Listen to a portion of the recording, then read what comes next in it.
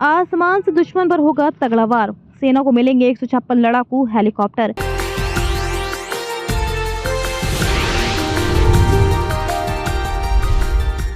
₹45,000 करोड़ का है सौदा। केंद्रीय मंत्रिमंडल जल्द ही हिंदुस्तान एयरोनॉटिक्स लिमिटेड HAL से थल सेना और वायुसेना के लिए 45,000 करोड़ रुपए की 145 हल्के लड़ाकू हेलीकॉप्टर खरीदने के सौदे को मंजूरी दे सकता है। सूत्रों ने बताया कि रक्षा मंत्रालय चीन और पाकिस्तान की सीमाओं पर ऑपरेशन के लिए इन हेलीकॉप्टरों को खरीदने के मामले को मजबूती से आगे बढ़ा रहा है। ये देश में रोजगार सृजन और एरोस्पेस पारिस्थितिकी तंत्र के विस्तार की दिशा में एक बड़ा कदम होगा। सूत्रों ने बताया कि HAL को पिछले साल जून में 156 हल्के लड़ाकू हेलीकॉप्टर के लिए निविदा मिली थी।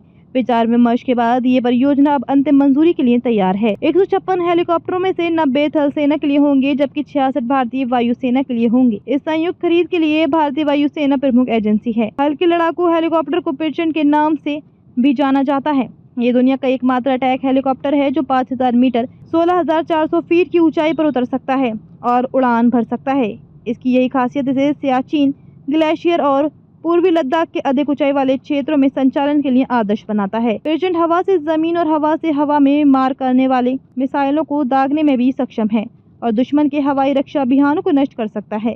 सरकार आत्मनिर्भर भारत पहले के तहत मेक इन इंडिया के माध्यम से रक्षा निर्माण में आत्मनिर्भरता की ओर बढ़ने के इरादे पर जोर दे रही है। सरकार ने 83 हल्के लड़ाकू विमान सहित स्वदेशी रक्षा प्रणालियों के लिए सबसे बड़ा ऑर्डर दिया है। साथ ही 97 और विमानों का ऑर्डर करने की प्रक्रिया में है और इसके लिए बातचीत पूरी हो चुकी है। सरकार ने घोषणा की है कि अब 65% रक्षा उपकरण भारत में निर्मित होते हैं, जबकि पूर्व में 65 से 70% रक्षा उपकरण आयात किए जाते थे।